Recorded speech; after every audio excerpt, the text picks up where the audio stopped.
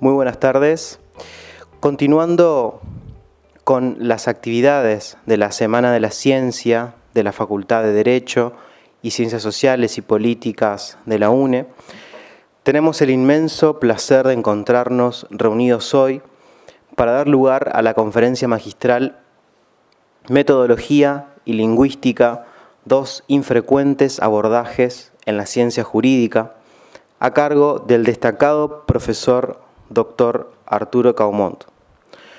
Nos encontramos en el Salón Azul del edificio histórico de la Facultad de Derecho, en presencia de la señora vicedecana de esta unidad académica, doctora Hilda Zárate, la señora secretaria de Ciencia y Transferencia de la Facultad de Derecho, doctora Lorena Gallardo, profesoras y profesores de esta casa de estudios. Para dar lugar a la presentación del profesor, toma la palabra la señora secretaria de Ciencia y Transferencia, doctora Lorena Gallardo.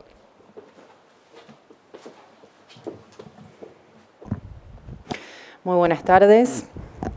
Enumeraré muy brevemente solo algunos de los vastos antecedentes que constituyen la trayectoria académica de nuestro invitado especial. El profesor Arturo Caumont es ex catedrático por concurso de las obligaciones y de Derecho de los Contratos de la Facultad de Derecho de la Universidad de la República. Es miembro académico correspondiente de la Academia Nacional de Derecho y Ciencias Sociales de Córdoba y de la Academia Nacional de Derecho de Uruguay. Es miembro honorario de la Academia Mexicana de Derecho. Es codirector de la revista crítica de Derecho Privado de Uruguay. Damos una calurosa bienvenida al profesor doctor Arturo Caumont, quien nos engalana con su presencia y una vez más nos distingue con su generoso y fraterno acompañamiento. Y damos inicio de esta manera a la conferencia magistral denominada Metodología y Lingüística, dos infrecuentes abordajes en la ciencia jurídica en el marco de la Semana de la Ciencia en Derecho.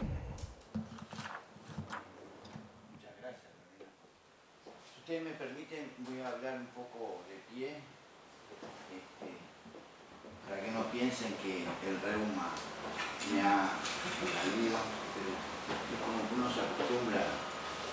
Y después, aunque parezca un maestrito ciruela, me gustaría garabatear algunos, como decía Picasso, aprender a dibujar como los clásicos me llevó poco tiempo. Aprender a dibujar como los niños me llevó toda la vida. Esto más o menos será así.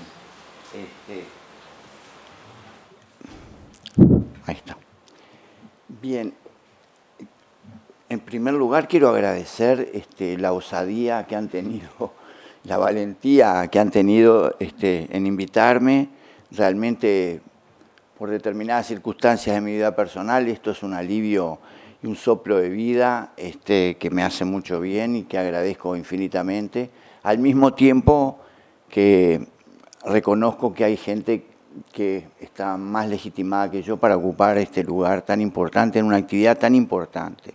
Así que Lorena, le agradezco a Lorena que ha sido quien me envió la invitación y por supuesto a las autoridades de la facultad, a Hilda y a Mario y a todos los profesores que me han recibido con extremo cariño. Así que eso es realmente muy importante para mí y lo felicito porque pocas universidades se preocupan de la investigación.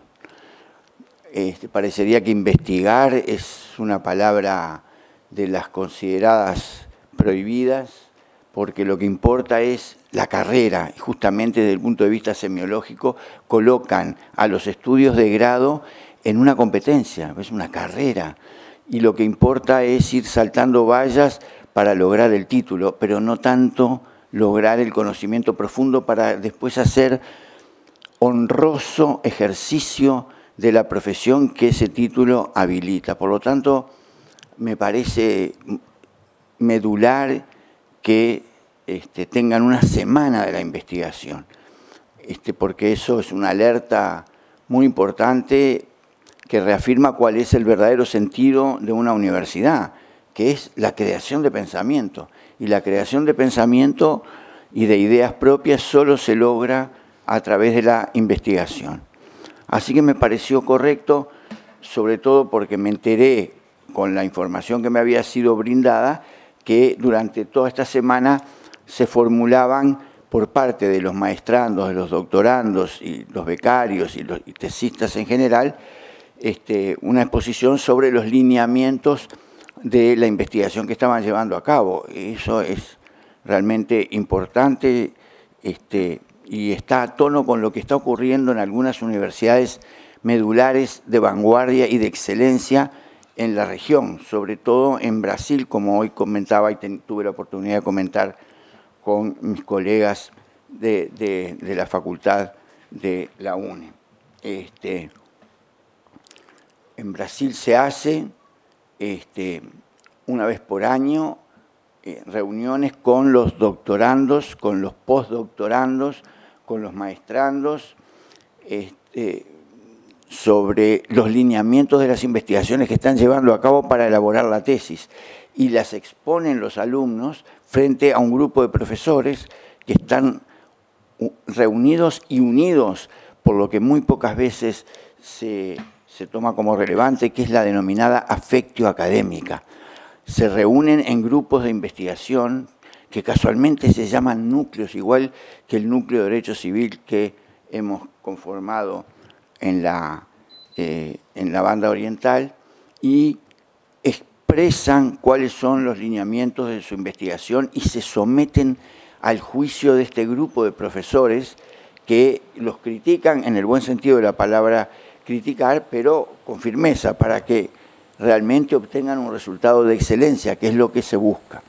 Entonces, esta semana la investigación acá está totalmente a tono con lo que está ocurriendo en países que tienen una movida muy particular y que por lo general nosotros, digo nosotros en el Uruguay, no estamos muy consustanciados, tal vez por la barrera del idioma, porque más que nada miramos a Europa, España e Italia por lo que podamos entender de italiano, y sabíamos algo de los alemanes porque los italianos citan a los pensadores alemanes, pero con países de habla no hispana en la región no teníamos mucho vínculo, hasta que de alguna manera uno comienza a darse cuenta que están en la vanguardia del pensamiento, ¿no? Por ejemplo, he visto sentencias de adolescentes infractores, esto es, de justicia de adolescencia infractora, que citan a Goldsmith y a Reale, al tridimensionalismo jurídico,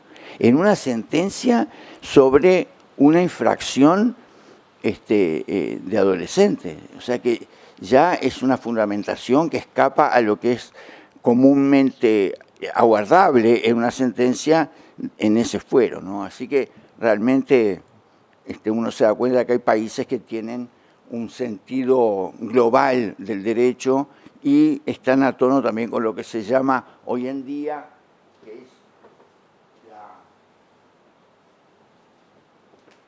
la impronta académica de fondo, que se llama el diálogo de fuentes. Entonces, no consideran al derecho como una compartimentación de bloques estancos que solamente sirven para ir diagramando la carrera, y porque uno no puede verdaderamente formar muchachos sin ir paso por paso con las materias tal como están diagramadas, ¿no? Pero bueno, después hay que conjuntar todo eso en un diálogo de fuentes, y eso es parte de la metodología hoy en día.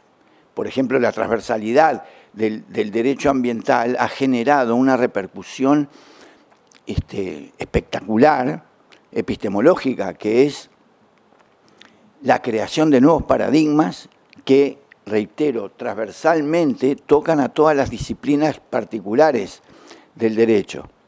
Entonces, en materia de derecho civil de daños, el derecho ambiental ha hecho aportes fundamentales, nada más ni nada menos que resistematizando la teoría del daño.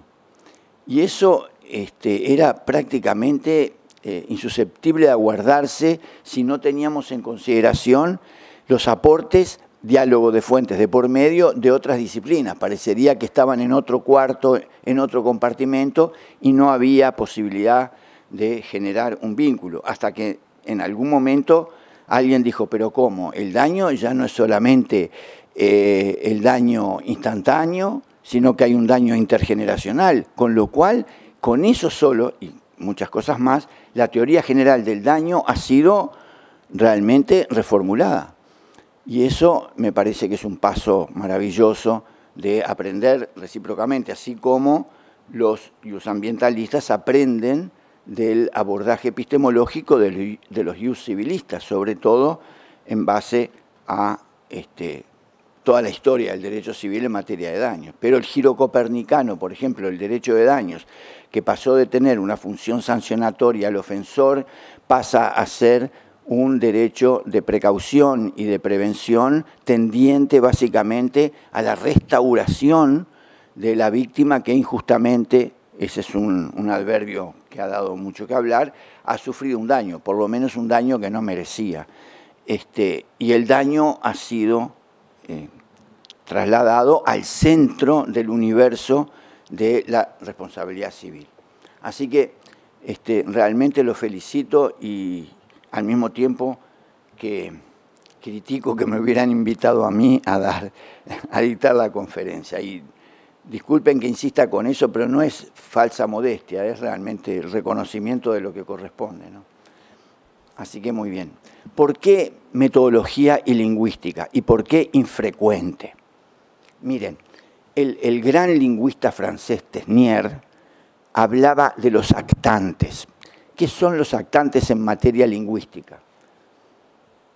Él decía, no se compliquen. Actante es, en una frase, todas y cada una de las palabras que conforman la frase. ¿De acuerdo? Muy bien. Entonces, fíjense, metodología y lingüística, ¿ah? Infrecuentes abordajes en la ciencia jurídica. Cada una de esas palabras es para Tesnier un actante. Ustedes dirán, bueno, sí, capaz que le cambió el nombre. Claro, pero él dice, un actante es un elemento proactivo que está en lucha. ¿En lucha con quién? Con el resto de los actantes que configuran la frase. Y ellos, los actantes, se disputan un premio que es imprimir en el espíritu de quien recibe esa frase un determinado sentido que va a depender mucho de lo que ese receptor de la instancia comunicacional perciba. Esto Humberto Eco en materia hermenéutica, en los límites de la interpretación, le llama la intentio lectoris.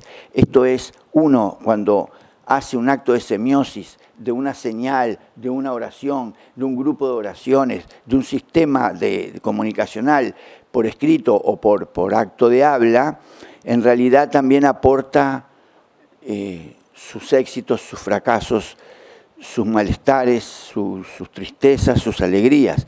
Entonces hay toda también una movida extraordinaria en materia hermenéutica, que no es solamente la mera interpretación de la literalidad de superficie, lo cual además se conjuga con lo que vamos a hablar después, que son las investigaciones y los avances de Teun van Dijk, un lingüista neerlandés que ha revolucionado también la lingüística básicamente recostada a la hermenéutica, que es no solo la interpretación sígnica, metodología y lingüística, los abordajes infrecuentes en la ciencia jurídica, sino también la semiosis discursiva del discurso, que es lo que trasunta esa conjunción concatenada de signos o de actantes, que son metodología y lingüística, infrecuentes abordajes en la ciencia jurídica.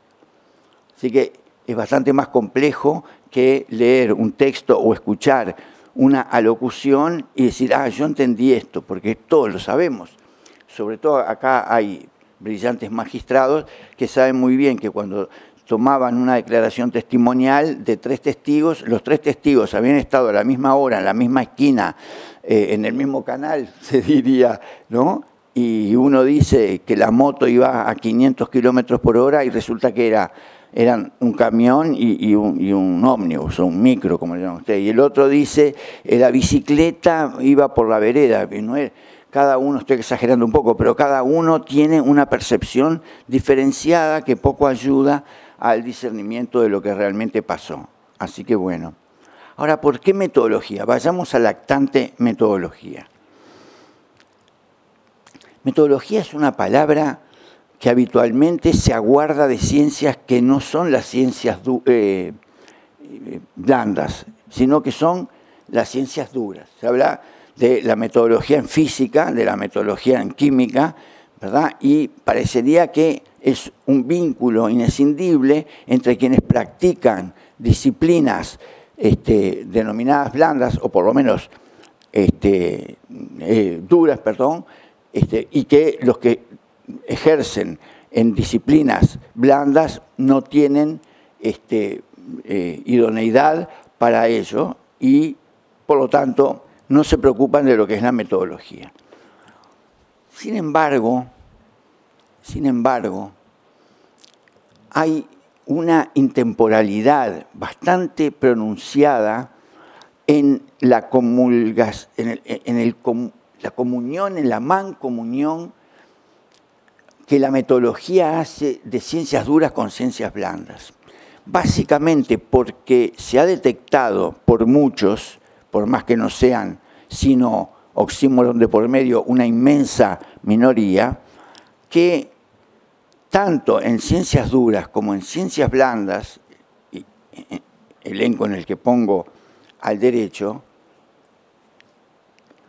desmenuzando las situaciones, hay solamente dos métodos que componen el elenco que a su vez genera lo que se llama el resultado metodológico.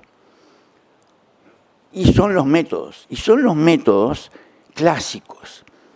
Por un lado, el método inductivo y por otro lado, el método deductivo.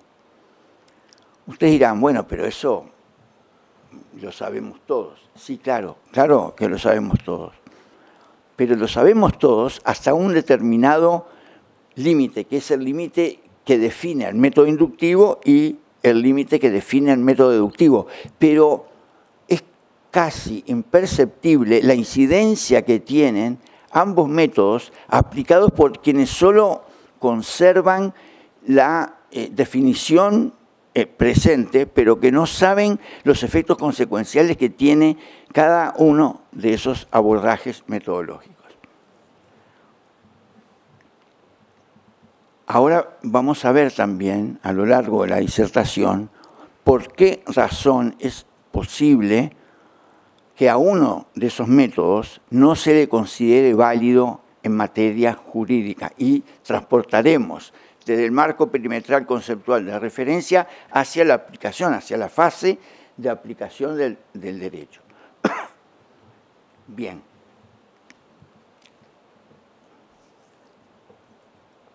Cuando uno habla de inducción, habla también en matemática de binomio de Newton, inducción completa, pero también habla del método inductivo, que es el método que persigue el casuismo, el método que persigue al casuismo y el método que el casuismo persigue, y genera el siguiente estado de situación. Yo voy a determinar una verdad observando empíricamente, por detección empírica, cuántas veces la situación concreta X se repite. Y sobre esa base de esa detección empírica de situaciones particulares, yo voy a estar habilitado para elaborar un enunciado que tenga vocación de validez general, universal. Por eso se dice que muchas veces se dice, para definir ilustrativamente el método inductivo, que es aquel que va de lo particular a lo general. Claro, esto tiene determinada consistencia, porque el método inductivo ha sido históricamente puesto en práctica por grandes epistemólogos y grandes científicos, ¿no? Y se practica mucho en derecho. Solo basta recordar la anglosajonización que existe en nuestras comarcas del derecho, porque el derecho se autoabastece de decisiones jurisprudenciales, por ejemplo, con extrema firmeza, y uno comienza a darse cuenta que lo que vale es lo que los tribunales deciden, lo que tiene esa validez de estatuto universal, enunciado o proposición universal. Eso es el casuismo. Ese es el casuismo que los neoconstitucionalistas de la posmodernidad, de la posverdad y hoy por hoy hasta del metaverso, indican como lo que se debe no solo atender como válido para internalizar las nociones jurídicas, sino también para la enseñanza del derecho, convirtiendo las facultades en escuelas de jurisprudencia. Entonces, esa corriente neoconstitucionalista parte de la base de que la Constitución no es necesario que sea reglamentada, sino que se aplica directamente. Comienzan a hablar de la constitucionalización del derecho civil, la constitucionalización del derecho privado en general, incluyendo al derecho mercantil. Y además dicen que la Constitución tiene las bases de justicia elaboradas de tal manera que eso habilita a un tribunal a aplicar su particular y relativo criterio de justicia para resolver un caso, apartándose de lo que ellos consideran que la norma no llega a colmar en expectativas. Con lo cual, están generando una jurisprudencia que se distancia de ser fuente material de derecho y pasa a ser una fuente formal. El dios filósofo, lamentablemente fallecido, Gregorio Peces Barba, le llamaba a esto el principio de incrustación. ¿Por qué? Porque una sentencia, una decisión con forma de sentencia, se dicta y es una norma jurídica individuada para el caso concreto, pero cuando comienza a ser referida y tomada como base para otros fallos, ya no solo del mismo tribunal, sino de otros, comienza a instalarse, él dice, incrustarse como un referente y por lo tanto hay que tomarlo en cuenta. En mi país, por ejemplo, eso ha tenido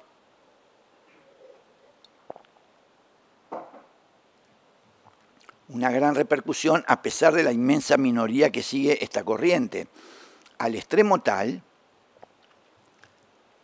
que establecen una total legitimidad ya desde el punto de vista epistemológico de considerar con validez universal una decisión de ese tipo que se repite muchas veces.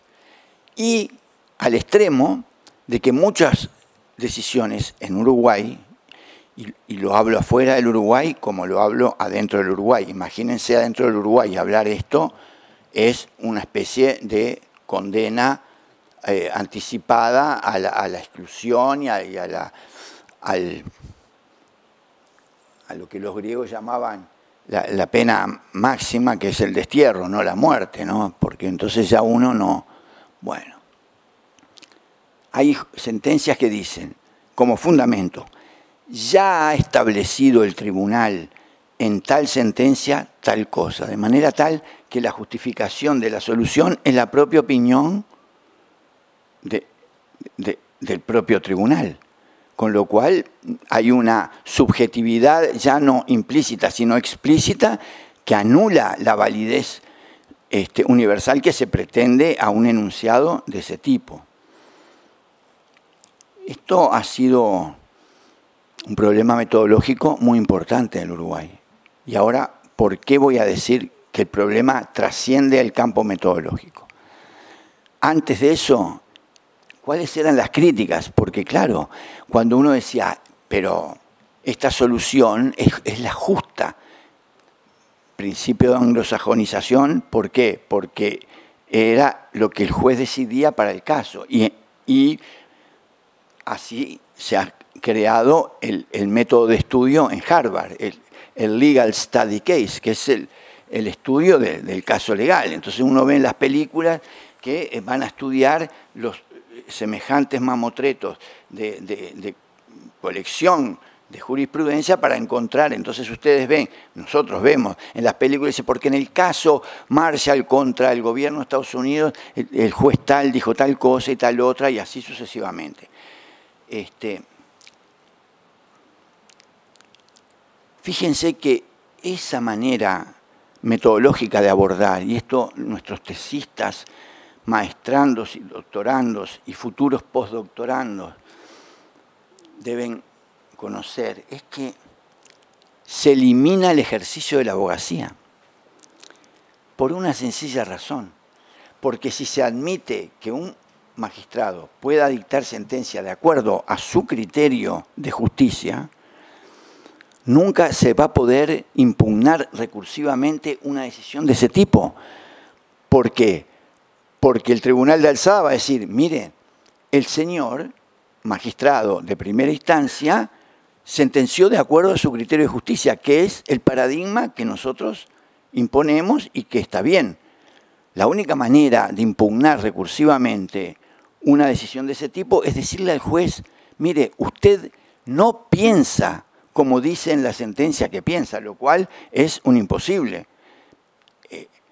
En un poema maravilloso de un poeta brasileño, cuyo nombre ahora no recuerdo, pero que fue musicalizado por Alfredo Zitarrosa, que trata del ascenso y el ocaso del más grande futbolista de todos los tiempos de Brasil, que no es Pelé, sino Mané Garrincha. Y Mané Garrincha era un jugador maravilloso y en un momento determinado, desde su auge a su cúspide, comenzó un descenso por problemas en su vida personal, un accidente que tuvo manejando y que bueno, después fue descendiendo, además de que la edad comenzó a jugarle en contra, ¿verdad? Él tenía una pierna más corta que otra, era imposible marcarlo. Hay un video de la final del Mundial del 58 entre Brasil y Suecia que se nota clarito en blanco y negro, hoy estaría maravillosamente ilustrado, se nota que antes las disposiciones eran distintas en el campo, que el half izquierdo lo marcaba al puntero derecho, ¿no? Y frena Mané Garrincha y comienza a bailar, a moverse, y el sueco comienza y se marea y se cae. Y uno ve perfectamente que en ningún momento Mané Garrincha tocó la pelota. Era un jugador maravilloso. En ese poema, cuando él decae, una estrofa dice, usted ya no es usted. ¿Por qué? Porque ya la tribuna no lo aplaudía. ¿Y por qué no lo aplaudía? Porque no era el Mané Garrincha que ellos solían idolatrar. Entonces le dice el poeta, usted ya no es usted. Eso es lo mismo que se le diría al juez. Yo, para impugnar una sentencia que está dictada sobre la base del criterio subjetivo de justicia del magistrado, le tendría que decir, mire, esta sentencia está equivocada porque usted ya no es usted. Usted no piensa como usted dice que piensa. Usted no tiene el criterio subjetivo de justicia que dice tener. Con lo cual, no hay cómo contrastar una decisión con una regla jurídica objetiva de anticipación con la cual cotejar el razonamiento y el resultado del razonamiento decisorio. Eso, bueno, ese es un tema por el inductivismo que genera con esa inserción de las variables neoconstitucionalistas que le permiten a alguien decir, usted dicte sentencia porque el paradigma es la justicia, no el derecho, al extremo tal que en el Uruguay se propuso por la Suprema Corte de Justicia, después quedó sin efecto, un proyecto que modificaba un artículo del Código General del Proceso que hablaba del Estado de Derecho y decía que había, la nueva redacción decía el Estado de Justicia. Fíjense el problema metodológico que hay encriptado en ese tema. Ahora, desde el punto de vista estrictamente metodológico, ¿cuál ha sido la crítica devastadora hecha contra el inductivismo. Bueno, la hizo Karl Popper con un sentido común demoledor. En una página de su Lógica de la Investigación Científica, la página 27 a 29, él desarrolla, pero hay una frase que es maravillosa que dice que todos los cisnes que yo haya visto sean de un determinado color, no significa que todos los cisnes sean de ese color. Eso fue la debacle epistemológica y metodológica para el inductivismo, de lo cual no puede derivarse que no sirve para nada. Para lo que sirve es para adiestrar nuestras destrezas en la detección empírica de los problemas específicos que atañen a la problemática más general, pero no como un camino válido para enunciados con validez universal. ¿Por qué? Porque llega un día que todos los cisnes no son blancos porque aparece un cisne negro. Y hay hasta memes que ahora están de moda y cuentos que hablan de eso, porque hay una historia que habla de un peón de campo que se quiere ir de la estancia porque los otros peones dicen que el hijo que tuvo la señora es del patrón y no de él. Entonces, ¿por qué? Porque había salido con piel oscura. Y el patrón lo convence de que hay saltos genéticos, como por ejemplo, dice, todas las ovejas acá son blancas, pero viste que hay ovejas negras también. Entonces lo convence al hombre de que el salto genético podría venir de algún antepasado que tenía la piel oscura y bueno, se quedó en el campo. Entonces, esas cosas parecen memes, parecen cuentos, pero tienen un trasfondo que invita a la reflexión. Cuando Popper establece precisamente esa crítica al método inductivo, bueno, comienza a aportar agua para el caudal del método contrario, ¿no? Que es el método deductivo, también complementado con el método hipotético deductivo. Ahora, ¿en qué se basa el método deductivo? Y esto es no solo para escribir una tesis, sino para entender el derecho, que es el contenido material del tema que en la tesis voy a abordar, porque esto no es solamente para expresar, sino también para conocer. Esto es para darse cuenta si lo que yo estoy leyendo tiene un método que va de lo particular a lo general y genera enunciados o proposiciones teóricas que tienen vocación, pero no validez universal. Bueno, eso ya ayuda para comprender la materia jurídica sobre la cual yo tengo que incidir para elaborar mi propio pensamiento, porque en definitiva, toda tesis, y acá veo que hay tesistas que han venido por suerte, toda tesis por algo se defiende. ¿Y qué significa que una tesis se defiende? Que tiene ideas que uno tiene que defender frente al tribunal. No es un mero paneo de lo que dice uno, lo que dice otro, sino lo que dice uno, lo que dicen otros y lo que digo yo, tesista. Y además le digo, bueno, ¿y por qué usted dice eso? Y bueno, mire, por esto y por esto. De paso me citan a mí. No, digo, bueno. ¿Me entienden? O sea, hay quienes tienen un concepto de tesis que es lo que sería una monografía de grado que demuestra que se ha leído mucho. Pero además de leer, hay que construir. Y la construcción es muy difícil, pero ese es el rol fundamental de toda universidad, especialmente de las universidades públicas, generar ideas, crear las condiciones para que los estudiantes de cualquier segmento aporten ideas propias. Bien, entonces el deductivismo comienza por decir, mire, en realidad la detección empírica puede servir para uno extraer cuáles son los principios básicos sobre los que se elabora el denominado marco referencial conceptual. Y a partir de ahí, deducir enunciados. No al revés. No hay que invertir, sino que hay que invertir la problemática, sino que colocar las cosas en su verdadera dimensión. La deducción debe reconocer el marco conceptual teórico y desde ahí deducir las hipótesis. Por eso también se llama el hipotético deductivismo, ¿verdad? Y luego, como decía Popper, contrastarlo. Esto es, suministrar y proveer embates a la conclusión para ver, eso se llama contrastación, para ver si se mantiene a pesar de las críticas. ¿Y quién hace la contrastación? Bueno, la propone quien elaboró la idea, el resultado de la deducción. ¿Y a dónde la va a hacer contrastar? A la comunidad académica que tiene incumbencia sobre la problemática respecto de la cual se elaboró ese resultado luego del proceso deductivo o hipotético deductivo.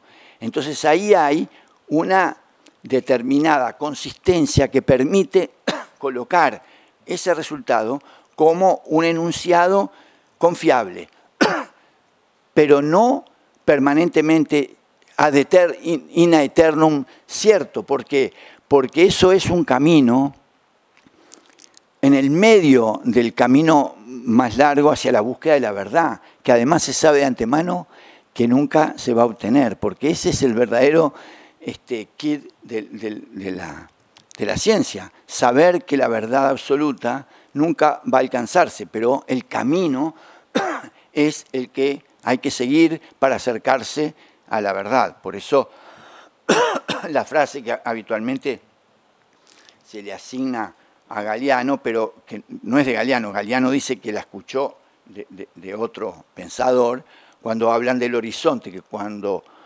más uno se acerca al horizonte, el horizonte se va alejando. Entonces, ¿para qué sirve el horizonte? Entonces dice, para eso, para caminar. Esto es un método, es una manera ilustrativa de describir el método, diríamos la conducta científica. Uno sabe que la verdad absoluta no la va a conseguir, pero se acerca a ella. Y cuando está cerca y ella se aleja, bueno, ese es el acicate para seguir intentando descubrirla. Por eso el método deductivo se eleva por sobre la crítica que se hizo al método inductivo y por eso está bien ilustrativamente, aunque no es suficiente, que se diga que va de lo general a lo particular. ¿Por qué? Porque desde el marco referencial conceptual se va deductivamente a un enunciado que tiene una consistencia que le habilita para ser considerado confiable en ese camino tan arduo que es la búsqueda de la verdad. Así que fíjense ustedes la importancia que tiene para un maestrando, para un tesista en general, para los doctorandos, entender que en materia jurídica están estas dos vertientes metodológicas intemporalmente presentes. Miren, en los avances tecnológicos que existen hoy en día, ustedes dirán, bueno, miren, hoy los ambientalistas están muy contentos porque hay zoológicos que están en el metaverso. Entonces uno ve el animal y no tiene por qué encerrarlo, entonces tiene la misma función esa mecánica, esa manera que lo que tenía antes, de ver el animal. Y bueno, ahora los animales no pueden estar más encerrados porque han cambiado los paradigmas axiológicos, entonces se ha creado eso. Bueno, ese avance tecnológico uno puede llegar a decir, muy bien, y bueno, ¿y cuál es el método para insertarse, internalizar eso? Miren, es el mismo método que tenía Copérnico, Arquímedes y quienes fueran, que es la puja entre el método inductivo y el método deductivo. Ese es intemporal. Lo que acontece es que el pensamiento abstracto es intemporal y por eso es el que debe emplearse para entender fenómenos que son de una vorágine increíble, como el avance tecnológico, por ejemplo, en materia de ciberespacio, ¿no? Entonces, creo yo que no debemos tener miedo de darnos cuenta qué tipo de pensamiento hay que tener cuando se aborda metodológicamente un problema y no tenerle miedo al pensamiento abstracto. Aquellos que somos fundamentalistas del pensamiento abstracto hemos sido criticados porque dicen, no, cuanto más abstracción, más alejado de la realidad. ¿De cuál realidad? ¿Cuál es la realidad? Bueno, miren, esto, los estoy aburriendo mucho, ¿no? No digo porque me parece que están durmiendo allá atrás aquellas dos chicas, ¿no? ¿Están bien? Bueno, miren, voy a hacer un ejemplo deportivo, si ustedes me permiten. Si ustedes escuchan la radio viendo un partido de fútbol, no lo miran por televisión, ¿no? Escuchen la radio. Ustedes se van a dar cuenta que el relator y el comentarista nunca se equivocan. Siempre tienen la solución que no tuvo el jugador de fútbol. Por ejemplo, dice, debió habérsela pasado al puntero derecho, qué antiguo que soy, ¿no? Ahora se llama... Bueno. Tuvo que haber hecho un cambio de frente. ¿Por qué tienen razón? ¿Saben por qué? Porque cuanto más lejos estén del nivel de campo de juego, más cerca están de entender el juego. Por eso nunca se equivocan, porque están en la tribuna. Ahora, el pobre puntero derecho, que está a nivel de campo, con sus compañeros y los rivales tapándolo, que tiene que decidir de acá, ¿cómo ve al tipo que está allá para hacer un cambio? No lo ve. Entonces, al tipo lo critican. Y los contratistas anotan. Lo criticaron. No hizo el cambio de frente. Y lo devalúan. Entonces, el club lo termina regalando o echando de... ¿Me explico? Las consecuencias nefastas que tiene el hecho de estar en una posición ventajosa que no tiene el propio jugador. Bueno, en materia de investigación, eso es así. El pensamiento abstracto es aquel que cuanto más abstracto sea, más cerca de la realidad está, porque la comprende y la aborda con perspectiva analítica que no le permite abordarla de otra manera. En el año 1989, en el Uruguay, se aprobó el Código General del Proceso, que hizo el proceso civil por audiencias. Solamente 4 o 5 estuvimos, porque nos venían a pedir opinión. Yo procesalista no soy, yo decía, miren, pidanle opinión a un procesalista. No, dice, pero los procesalistas están todos de acuerdo con el nuevo código. ¿Ahora me escuchan? Las desperté. Bueno, perdón, nada, mentira. Disculpame que no me di cuenta. Ya que estoy acá, les voy a cantar de Frank Sinatra. No. Strangers in the night. La música que había, qué maravilla. Bueno, muy bien. Entonces, solo 3 o 4 dijimos, no, pero acá los juicios están demorando mucho, no se puede así, la justicia no es justicia cuando tarda, todos pensamientos válidos, por supuesto. Bueno, muy bien. ¿Qué implicaba el proceso por audiencias? Que el juez tenía que estar en la audiencia. Bueno, también en el sistema anterior tenía que estar, pero no estaba porque estaba estudiando. Entonces decía, sí, pero no puede estar en la Torre de Marfil, tiene que estar ahí, el principio de inmediación con la gente para que vean los problemas. Muy bien, no va a funcionar. Lunes, 3 audiencias. Pongamos familia, ¿tá? Un divorcio, tenencia y el otro visita. Muy bien. ¿Tá? Miércoles, 3 audiencias más y el juez ahí, en la batalla, ¿no?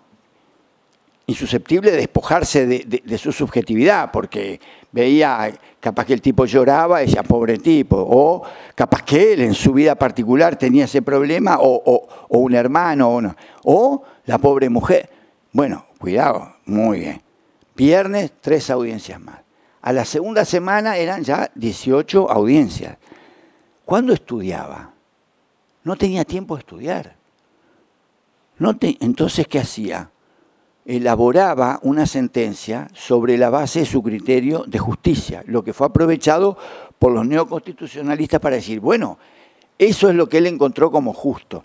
Y uno tenía sentencias, por ejemplo, que condenaban a Juan Pérez a pasarle a su hija Katia, y resulta que era Pedro Rodríguez a su hijo Miguel, porque no tenía claro bien cómo era. Y bueno, y empezó el corte y pegue, porque no podía estudiar. Y bueno, eso es un poco pariente de la metodología. ¿Es el casuismo? Es que yo voy a no ver que las infraestructuras procesales tienen que estar al servicio de una decisión judicial de acuerdo a la norma. Y para estudiar la norma tiene que tener el juez tiempo y tranquilidad. Entonces decían, no, dice, porque el juez no es un mero parlante de la ley, no es un mero aplicador de la ley. Sin duda. Ahora, si yo soy magistrado y paso caminando y alguien me dice, adiós, aplicador de la ley, yo lo tomo como un elogio, porque para aplicar la ley hay que conocerla. En cambio, para crear con mi criterio de justicia, no se necesita conocer todo el derecho, ¿verdad? Así que los métodos intemporales, que son el inductivo y el deductivo, son aquellos que nos van a permitir enfrentar la problemática por más avance tecnológico, por más cambios socioeconómicos, por más que haya. ¿Por qué? Porque son abstractos y, así como son abstractos, permiten adecuarse a ellos o criticarlos porque no se ajustan a lo que corresponde en el plano científico. Así que la metodología debería ser una materia ya de grado para que nuestros jóvenes educandos sepan en qué territorio se encuentran cuando estudian Derecho y no solamente repetir lo que la página del autor dice y repetir los artículos de una ley o de un código, sobre todo en países, por ejemplo, nosotros que somos mucho más pequeños demográficamente hablando que Argentina, tenemos casi 20.000 leyes. 20.000 leyes. ¿Quién puede saber 20.000 leyes cuando va a tomar el ómnibus en la esquina de su casa? Yo ahora que trato de manejar lo menos posible para no entrar en la vorágine del tránsito en Montevideo, que parece que fuera a Nueva York a las 5 de la tarde, me tomo el ómnibus. Una tarjeta que acá creo que se llama SUBE, allá sería baja, sube y baja. Bueno, STM, muy bien. Voy ahí, maneja otro, yo llego, la tomo en la esquina de mi casa. ¿Está? Muy bien, entonces no manejo. Muy bien. Como no manejo, puedo ver qué ocurre en el tránsito. Y lo veo con ojos metodológicos. Un desorden total. Por eso, en ese desorden, ese desorden me sirve a mí para recordar una frase de un gran pensador uruguayo, se llamaba, porque falleció, Arturo Ardao, que decía, y esto tómenlo los tesistas y todos los que estamos presentes acá, y guárdenlo como una frase de una gran verdad. Él decía, la inteligencia ama el caos por el solo placer de ponerle orden. Y eso es el método. La metodología es la puesta en orden, con pensamiento abstracto, con vocación de sistematización. Ahora, ¿por qué lingüística? ¿Por qué lingüística en materia jurídica? Bueno,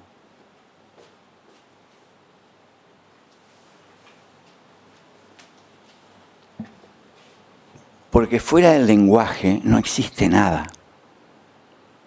Imagínense la inexistencia del lenguaje. ¿Cómo abordamos el conocimiento sin lenguaje? ¿Cómo expresamos conocimiento, ideas, proposiciones sin lenguaje?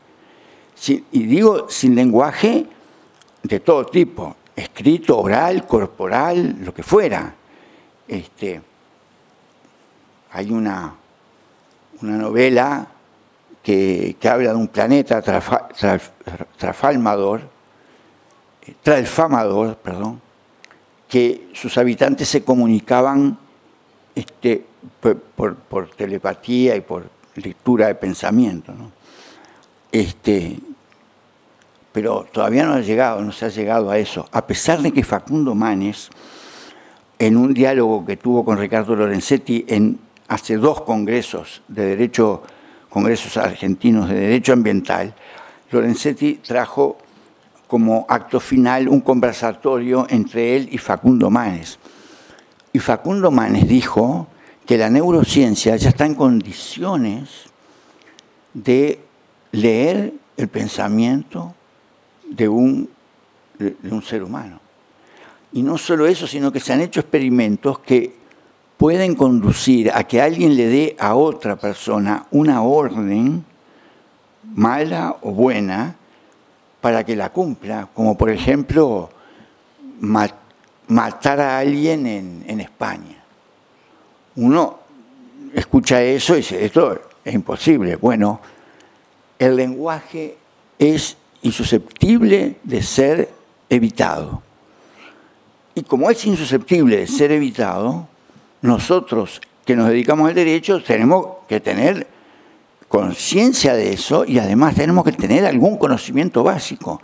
Y la última vez, en el Uruguay por lo menos, que tuvimos una aproximación lingüística a algo, fue a nivel de gramática lineal en segundo año de secundaria, cuando teníamos 13 años. Después nunca más, ni siquiera gramática lineal. Ya no la gramática transformativa de Chomsky, y mucho menos lingüística. Entonces, ¿cómo es posible elaborar una tesis sin dominar ciertos elementos que constituyen la teoría lingüística? Esto es la semiótica, la teoría del lenguaje. Entonces, si ustedes me permiten, yo capaz que ahora me voy a alejar del micrófono y mi voz cristalina no les va a sonar como augurio, pero bueno, trataré de no gritar y hacer algunos dibujos. Si ustedes...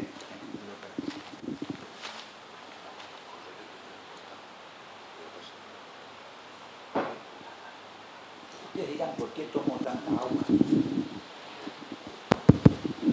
Porque... bueno. ¿Saben por qué? Porque me tuve que hacer un tratamiento de radioterapia para modificar unas células de Hürtel que tenía por acá, modificarles el ADN. Entonces me generaron una disminución que después con el tiempo se va. Entonces, si hablo mucho, cosa que no soy de hablar mucho, se me seca la voz, no, la boca. Miren, si les canto una canción de cuna se me duerme, ¿o no? ¿No? ¿De veras? ¿Sí? Bueno. Ahora vamos a hacer los dibujitos animados, ¿está? Muy bien. En realidad, voy a tomar algunas enseñanzas, no todas porque es muy difícil la teoría del lenguaje, pero de elementos rudimentarios que fueron los que originaron la preocupación lingüística en los que se llaman los padres de la lingüística, básicamente Ferdinand de Saussure y Charles Morris. Entonces, Saussure partió de la base de definir el signo. Fíjense nosotros que estamos constantemente manejando signos. Al dictar sentencias, al escribir un libro, al leer, este signo, ¿no? Bueno, si uno pregunta qué es un signo, va a haber muchas respuestas que probablemente se distancien de lo sencillo que es definir un signo, porque algunos dicen, un signo es un símbolo, un signo es... Bueno, en realidad Saussure dijo, un signo es una entidad que se coloca en lugar de otra, a la cual evoca. Por ejemplo, perro lo llamamos como signo. Por ejemplo, si yo quiero explicarles a ustedes que fui mordido por un perro, yo puedo decir, fui mordido por un... y salgo a buscar un perro, y digo, por un... y lo muestro. En cambio, si digo perro, no tengo necesidad de salir a buscar el perro. Por lo tanto, ahí hay un principio de economía lingüística. El signo es una entidad que se coloca en lugar de otra a la cual evoca por razones de economía comunicacional, porque si no sería prácticamente imposible estar comunicándose. Si a cada rato tengo que ir a buscar algo. Entonces, el signo es eso, pero además el signo es la conjunción de un significante, diríamos, lo que transporta al significado.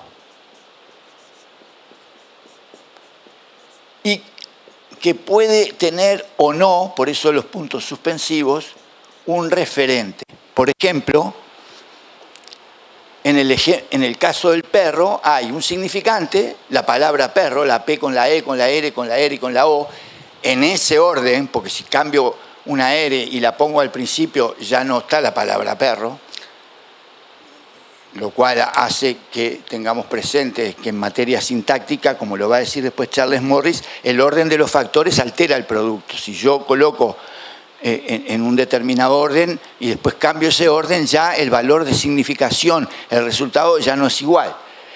Por ejemplo, el perro, el signo perro está configurado por el significante, la palabra perro, el significado, mamífero cuadrúpedo que ladra, que puede ser también suegro o suegra, pero ese no es cuadrúpedo, bueno, a veces se agazapan así, tanto el suegro como... Bueno, pero acá es el perro, ¿verdad? Muy bien.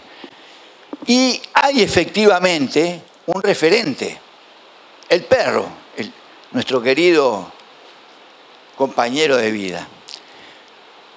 Pero, por ejemplo, la palabra unicornio tiene un significante, tiene un significado, pero no tiene un referente. Ahora, en materia de ciberespacio, se están creando situaciones que se denominan unicornios, pero no es el unicornio el mitológico. Por eso, cuando este cantante cubano que dice que perdió el unicornio azul y lo anda buscando, de acá podríamos avisarle que detenga la búsqueda, porque en realidad el pobre hombre hace como 20 años que está buscándolo y necesitaba nada más que un lingüista que le dijera, hermano, rumbia para otro lado porque acá no existe. Bueno, muy bien. El unicornio es un referente que en este caso, por eso como no existe como tal, por eso va con signos.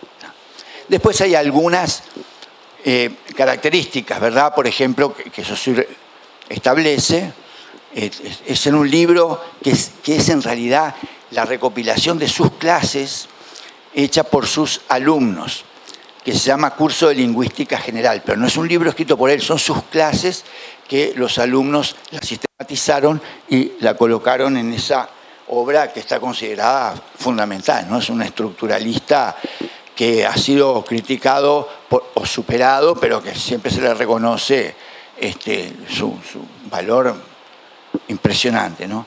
Hay otras características, como por ejemplo que el signo es arbitrario, porque perro podría haberse denominado gato, ¿verdad? Y que no hay, salvo en algunas circunstancias, un nexo causal entre la palabra, más allá de los rastros etimológicos, y efectivamente la entidad a la cual uno se quiere referir.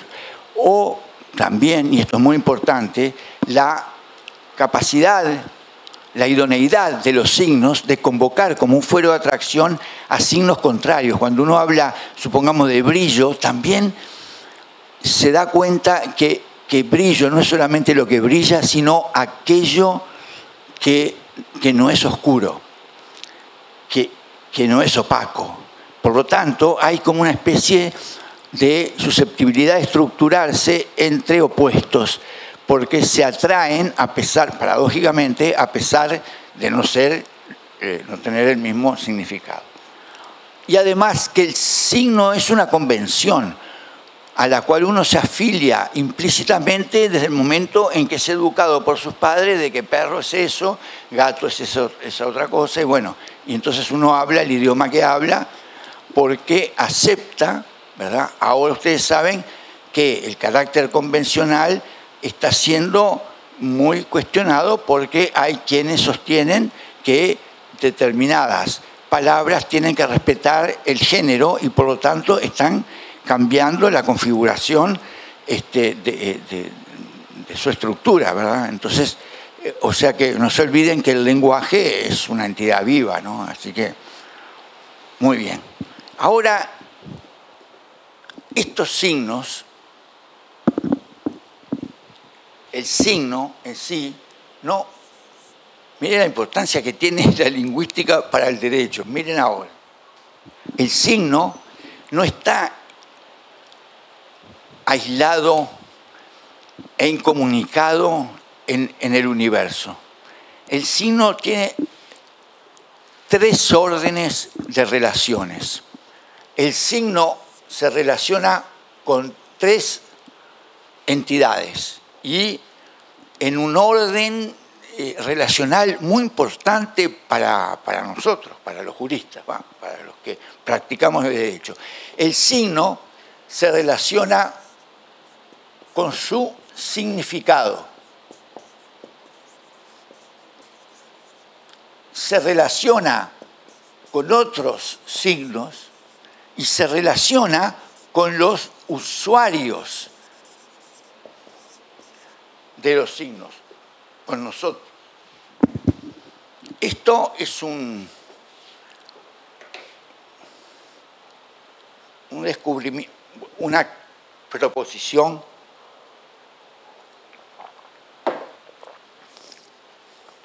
miren la importancia que tiene esto, de Charles Morris, a quien en el año 1929 una comunidad de intelectuales iban a hacer un congreso mundial y estaban en la búsqueda de una disciplina que fuera abarcativa de todas las disciplinas particulares, científicas, pero que no fuera la filosofía. Ese desafío era muy importante, porque tratar de generar el descubrimiento de una disciplina no filosófica que abarcara, como la filosofía, a todas las demás disciplinas en particular, bueno, y él aceptó y escribió un breve opúsculo,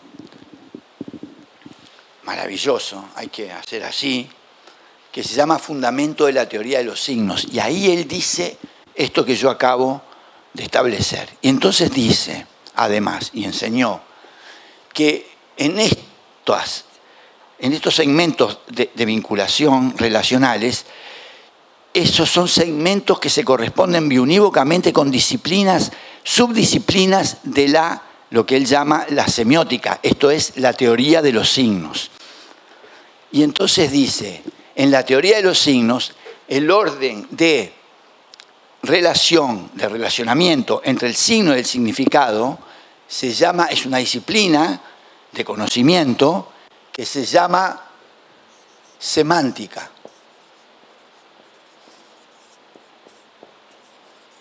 Y en esa subdisciplina se estudian muchos fenómenos lingüísticos, pero básicamente se estudian 2 a los efectos de la disertación de hoy, que son la ambigüedad y la vaguedad.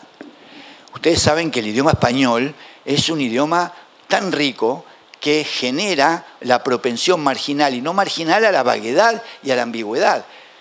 Por ejemplo, el fenómeno de polisemia, esto es la atribución de muchos significados a una sola palabra, es complicado, ¿no? Les puedo dar un ejemplo muy grosero, pero para que sepamos. Supongamos que vamos en un barco y un hombre cae al agua. Acá hay marinos muy avesados que se van a reírse de lo que yo digo, pero supongamos el hombre está ahí, ve que se cae empujado por su esposa. No, bueno, cae al mar. Entonces dice, hombre al agua. Y el principal, el capitán del barco dice, tírenle un cabo. Entonces el hombre sale y va a buscar algún uniformado dentro del barco. Dice, ¿usted es cabo? No, yo soy teniente, ¿verdad? Entonces, sí, yo soy cabo. Lo agarra el cabo y lo tira al agua. Dice, 2 hombres al agua, tírenle 2 cabos. Entonces llega un momento que no había más cabos. Bueno, eso es es grosero, pero fíjense que hay situaciones mucho más finas en las que hay que desambiguar, y la desambiguación, hay el método de desambiguación que es el contextual, que es fácil para nosotros. Evidentemente, cuando dicen tírenle un cabo, no iba a ser el grado militar, porque cabo puede ser grado militar, puede ser promontorio de tierra que se inserta en el mar, puede ser mango de no sé cuánto, puede ser, ¿verdad? Bien, acá era suerte de cuerda que se utiliza en salvataje. Bueno, eso, el contexto evidentemente iba a dar cuál era el significado y eliminar el fenómeno, el disvalor de la polisemia. La otra manera de desambiguar es la lexical, que es muy difícil porque implica tener nociones gramaticales que yo no poseo y que por eso les digo que estuvieron mal en aceptar mi intervención. Pero bueno, para dentro de 10 años prometo estudiar mejor y darle eso. Bien, así que la semántica no es cuando uno dice, qué tipo extraño, sí, es un semántico. No. Vieron que a veces se usa la palabra semántico como si fuera, no, muy extraño, no te cases con él, porque anda siempre pensando. Bueno, semántica es la disciplina de la teoría del lenguaje que estudia el particular fenómeno de la relación entre los signos y sus significados. Luego está la relación entre los signos entre sí. Los signos se relacionan con otros signos. Y a eso Charles Moore le llamó sintáctica, que se corresponde mucho con los estudios de sintaxis de la gramática lineal, la gramática que todos conocemos. ¿Qué se estudia en la sintáctica? Bueno, se estudia un fenómeno muy particular, y esto es de fundamental importancia que todos aquí presentes, tesistas, no tesistas, todos acá presentes, tengamos en cuenta que el orden de los factores altera el producto y que la sintaxis, y por supuesto la sintáctica, genera la necesidad de tener conciencia de la sistematización con la que los textos deben ser organizados para que se cumpla con un deber fundamental de la instancia comunicacional, que es el deber de cooperación. Yo, emisor, en una instancia comunicacional, tengo que cumplir el deber de buena fe, de colocarme antes de emitir el mensaje en el lugar del receptor para que se logre con él una asociación no societaria que me permita a mí llegar a explicarle lo que yo quiero explicar. Por lo tanto, lo tengo que ayudar. ¿Cómo? Cumpliendo con ese deber de cooperación. Entonces, yo observo, como ustedes observarán, que mucha gente, además, escribe como habla. Y la sintaxis del acto verbal es totalmente distinta a la del acto escritural. Acuérdense, cuando éramos estudiantes, íbamos con un grabador, yo lo usé una sola vez, pero lo tiré, creo que lo tiré al Río de la Plata. No sé si hoy cuando fui a caminar por la costanera lo vi pasar, después de muchos años que anda flotando por acá, porque no servía para nada. ¿Por qué? Grabábamos al profesor y después de grabábamos y a máquina o en un mimeógrafo, ¿no? Tic-tac, tic-tac. Y claro, el hombre hablaba y para que se le escuchara, no para que se le leyera. Entonces no entendíamos nada, ¿Por qué? Porque la sintaxis es distinta. Miren, yo puedo decir, encontraron en Corrientes el Código Civil robado y la misma cantidad de palabras, pero colocadas en una secuencia distinta, sintáctica. Por ejemplo, encontraron el Código Civil robado en Corrientes, la misma cantidad de palabras en un orden secuencial diferenciado genera un cambio en el campo semántico. Porque cuando yo digo encontraron el Código Civil robado en Corrientes, lo que es seguro es que el hurto fue en Corrientes, pero el hallazgo pudo haber sido en Corrientes como en cualquier otro lado del planeta. Y cuando yo digo encontraron en Corrientes el Código Civil robado, el hurto pudo haber sido en Corrientes tanto como en cualquier otro lugar del planeta. El hallazgo sí fue en Corrientes. Quiere decir que esto, que es un ejemplo muy sencillo,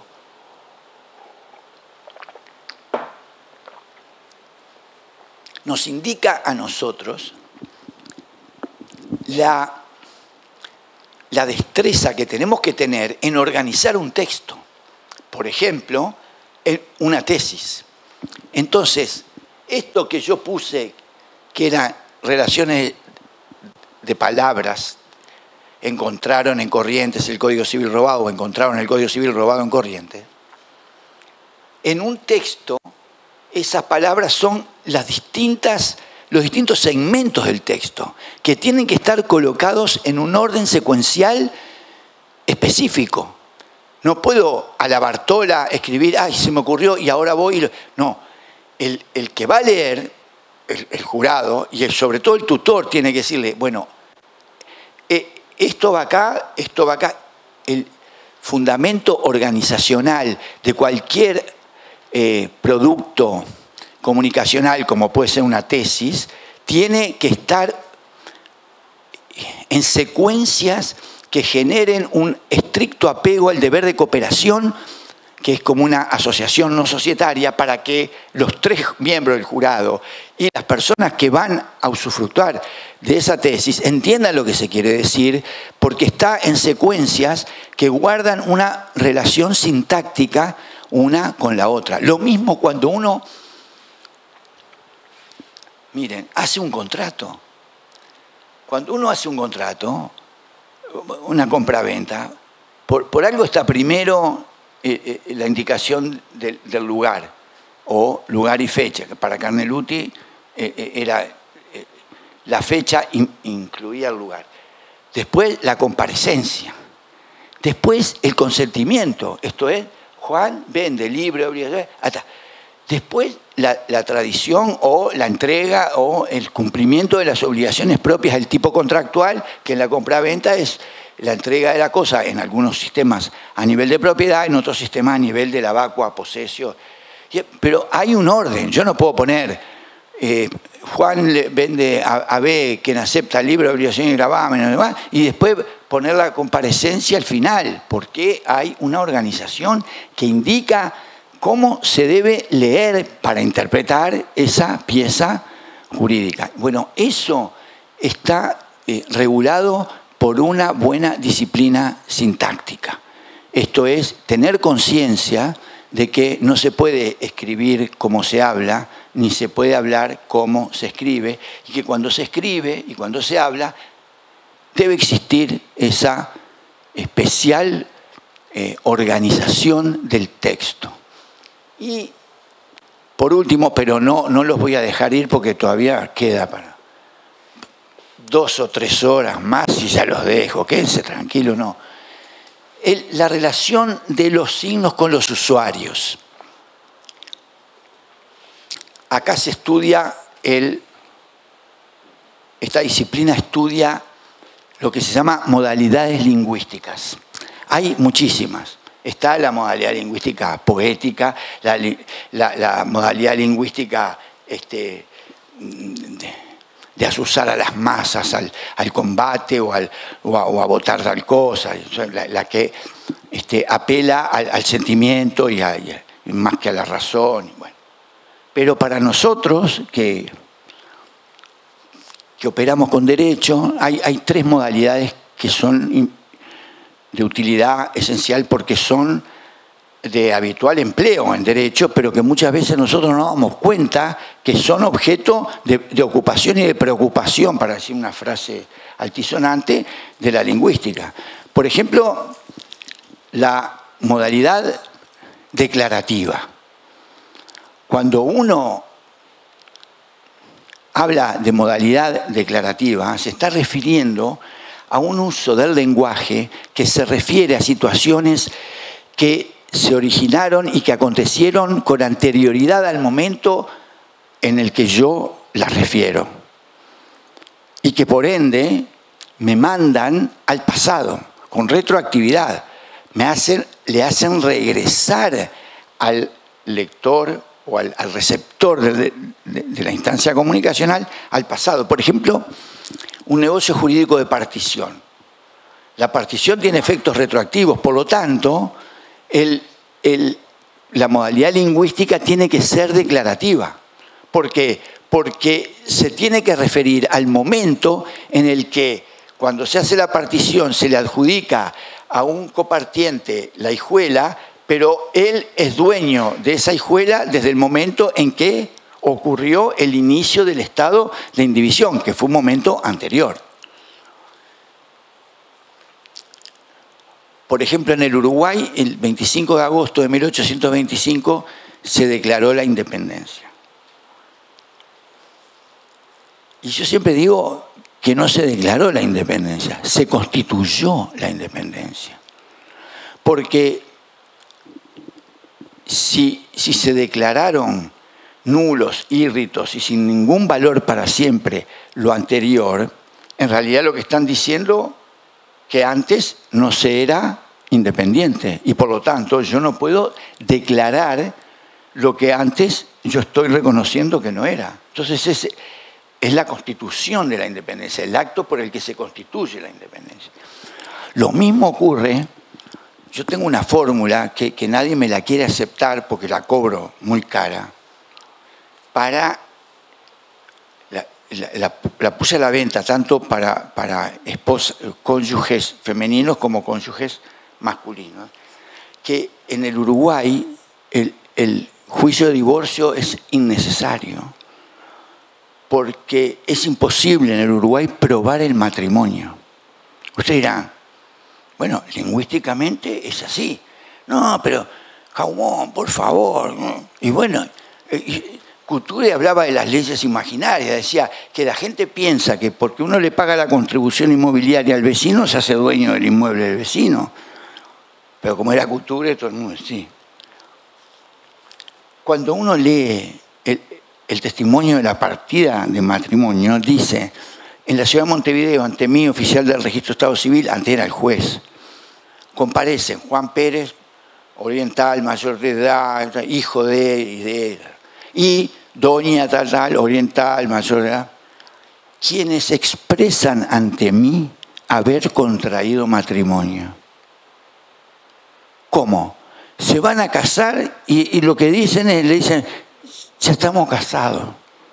Por lo tanto, cuando va a haber un divorcio, presentan la partida y dicen, no, mire, acá lo que está no es un matrimonio, declararon que estaban casados, pero la prueba del matrimonio no está. Imagínense la plata que puedo hacer yo con eso. Multimillonario. ¿Saben a qué se debe eso? Pero bueno, ahí queda. Vieron que hay cosas que quedan y pasan por buenas y la gente las acepta. Antes de que el Estado en el Uruguay asumiera la organización del Estado civil, los matrimonios se hacían por iglesia. Entonces, cuando el Estado asume esa función, los que se habían casado por iglesia decían, ¿pero cómo? ¿Y nosotros? Entonces el Estado, contemplando esa situación, abrió un periodo por el cual ellos podían ir y declaraban bajo juramento que habían contraído matrimonio. Y la fórmula quedó para beneplácito mío, pero también para la angustia, que no se lo puedo vender a nadie, porque dicen, no, esto es una locura. Bueno, locura es mantener ese texto, ¿no? Entonces, bueno. Y la tercera modalidad para nosotros es la imperativa. El derecho se maneja no solo con permisiones, sino también con órdenes, con imperativos. Entonces hay que redactar imperativos, referirse a los imperativos con el modo imperativo que nos da el idioma español. Entonces, cuando se da una orden, tiene que estar expresada en un tiempo, en un modo de conjugación imperativo, y no algo que pueda ser admitido también válidamente como una permisión, sino como una orden. Orden que si no se cumple genera un efecto consecuencial disvalioso, que puede ser una sanción de cualquier orden. Entonces, esa también es una modalidad que se estudia precisamente en la parte que se llama, que no lo dije, pragmática. ¿Vieron cuando uno dice, a mí me gusta porque es pragmático? Bueno, se ve que domina, eso lo llama, bueno, me está echando el que hizo él. Bueno, pragmática. Y es el orden relacional entre el signo y el usuario del signo.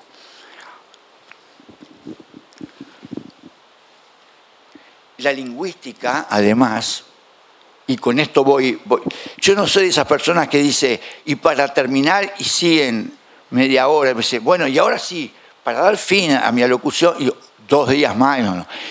Ya les dije 3 horas, ahora van 2 horas y media, porque ya empleé media hora. Un gran problema del derecho ha sido siempre, lo es y seguirá siendo el tema de la interpretación.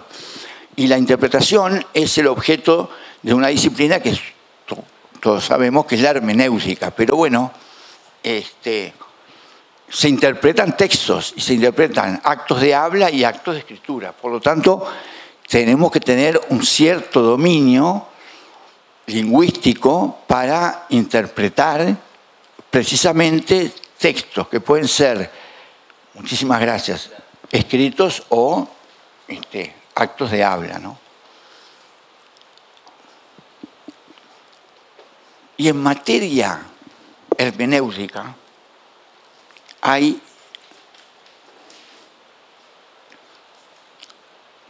dos puntos que me interesa que conozcamos. El primero no tiene mucha relación con las tesis, pero es bueno que sea parte de nuestra formación actualizada. El neoconstitucionalismo, por lo menos en el Uruguay, ha generado una proposición con la que yo adelanto que no estoy de acuerdo y he escrito sobre eso, que en materia contractual el juez debe interpretar una cláusula contractual sobre la que hay una contienda de los contrayentes entre sí, porque uno sostiene que el texto dice o quiso significar tal cosa y el otro lo contrario, que debe interpretar el contrato de acuerdo a su particular criterio de justicia. El revuelo que se armó con eso fue tremendo, porque eso implica no interpretar la voluntad común de los contrayentes, sino intervenirla y colocar al juez en un rol que no tiene, como sujeto del interés. Y por lo tanto, un sujeto del interés que no es contrayente, pero que deja de ser juez. Con lo cual el efecto consecuencial es muy complicado, porque lo que tiene que hacer es interpretar independientemente de qué es lo que él hubiera escrito si hubiese sido parte contrayente. Y eso es una manifestación específica del neoconstitucionalismo en materia contractual. Ahora, ¿qué significa y qué tenemos que tomar en cuenta cuando interpretamos la ley, una norma jurídica general o una norma jurídica individuada como un contrato. Entonces, ahí todos conocemos lo difícil que es el tema y lo carente de solución definitiva, pero hay gente que se preocupa por ir a buscar proposiciones para contrastarlas después, ¿no? Y ahí hay un pequeño libro que me parece que es fundamental, porque las tesis que ustedes van a elaborar van a ser objeto de interpretación, ¿sí o no?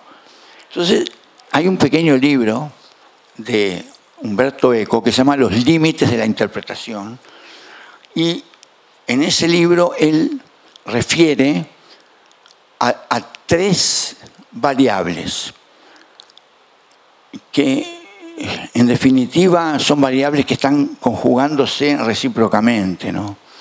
Una es la variable que él denomina en latín intentio autoris.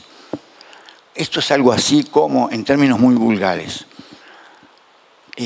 ¿qué quiere decir esto?, le pregunta una persona a otra. Y esa otra le responde: mirá, vamos al que hizo la frase y le preguntamos qué fue lo que quiso decir.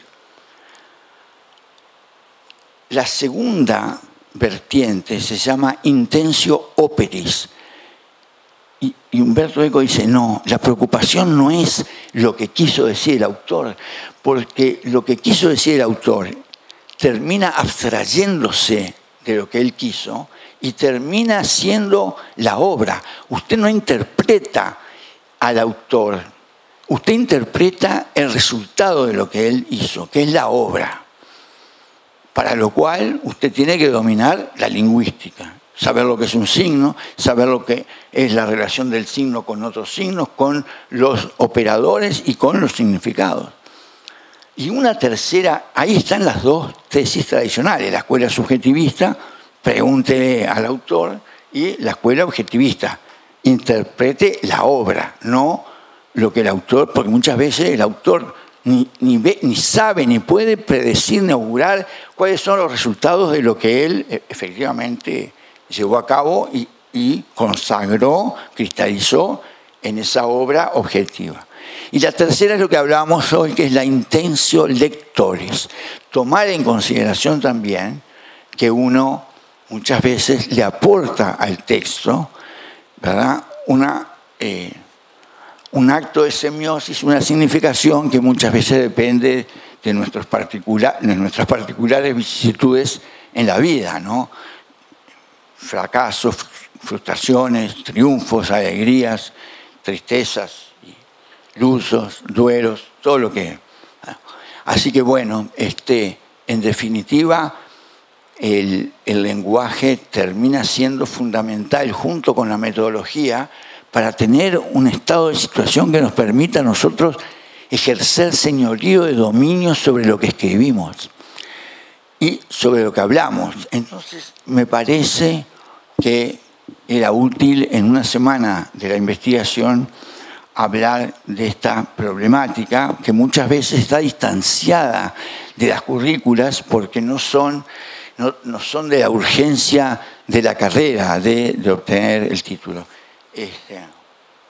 Por eso cuando Lorena me pidió que hiciera un pequeño video, yo los invité a venir y puse una frase que a mí me parece maravillosa, que es de Emerson, que dice que la semilla de la ciencia es la fascinación del hombre por maravillarse, ¿no? Entonces, eso es lo que tenemos que hacer cuando elaboramos una tesis, maravillarnos, porque ahí estamos sembrando, y sembrando bien, semillas que tienen que aportar al acervo jurídico de la universidad, de la facultad y del país. Porque la creación de ideas y su contrastación y su defensa es aquello para lo cual está preordenada la posgraduación, la especialización, la maestría, el doctorado, y como hoy le planteé en un almuerzo que caló hondo en mi ánimo a los que estaban al lado mío, que la UNE ya está en condiciones de generar un postdoctorado.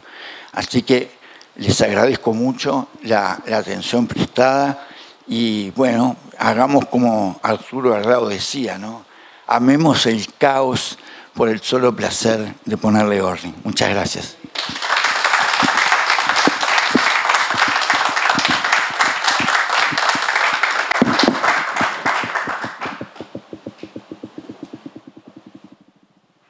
Gracias, profesor. A continuación, la señora vicedecana de la facultad, junto con la secretaria de Ciencia de esta facultad, harán entrega del certificado.